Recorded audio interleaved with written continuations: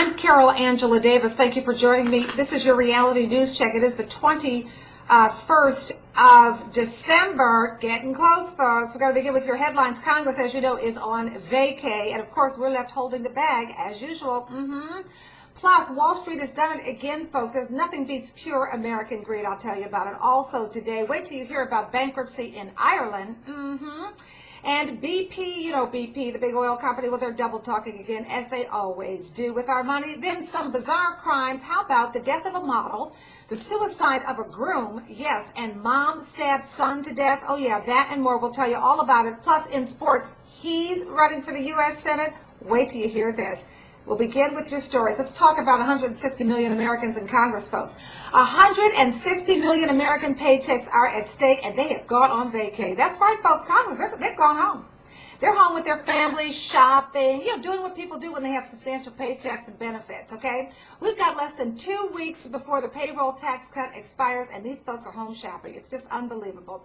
Nice work, folks, if you can get it, okay? Now, the tax cut is set, this is the payroll tax cut, it is set to expire on December 31st. Ending the tax break is going to cost you about $1,000 a year. Remember, this is on the first $110,000 of income for everybody, which is most people. Ending it is going to cost you about $40 a paycheck or about $80 a month. The question is, can you do without it? Can you do without it? How much does that money mean to you? I submit it means a lot. Then let's move on, folks, because we're going to Wall Street, where they have done it again, folks. The 1%ers are still occupying our economy and occupying our wallets. It is absolutely unbelievable.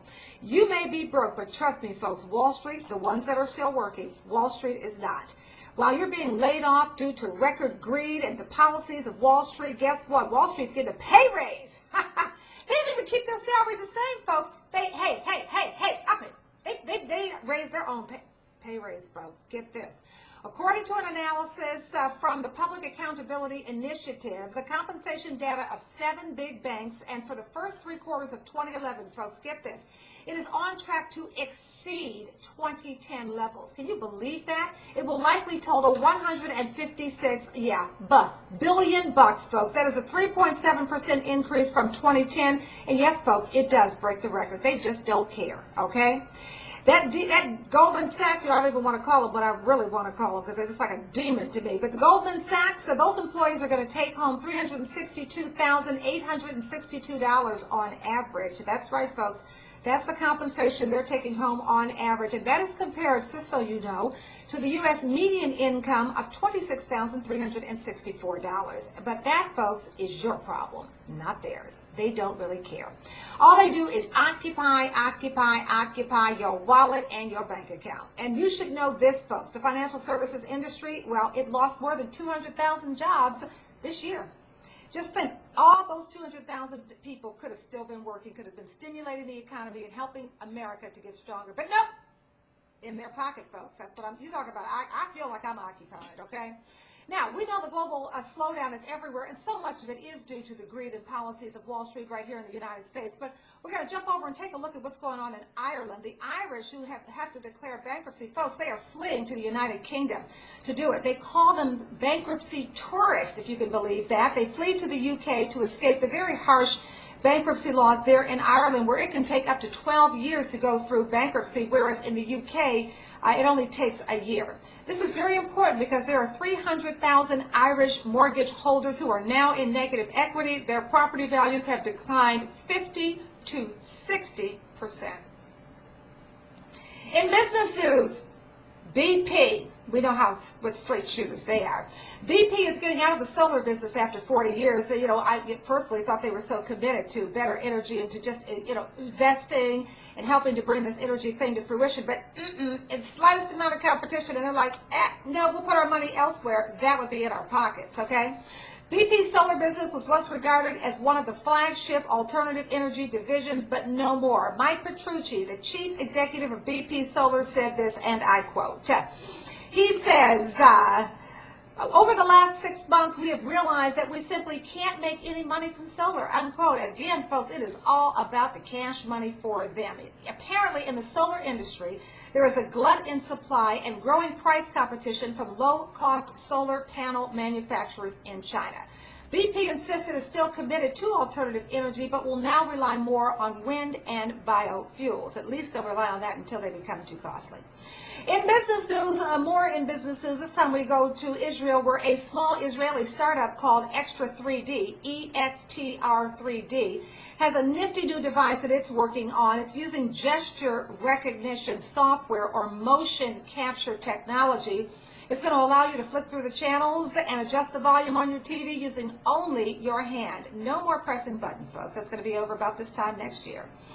Also in international news, the husband, and we're going to crime now. The husband of a young Bangladeshi woman who is accused of cutting off her fingers. You may ask why. You probably want to know. Well, reportedly because she began a college course without his permission. She says fingers are not darling. She's going to school, but pay attention to that, folks. It's domestic violence against educated women. In entertainment news, we are sorry to report the death of former Venezuelan beauty queen Eva Ekbo. We did tell you about her breast cancer.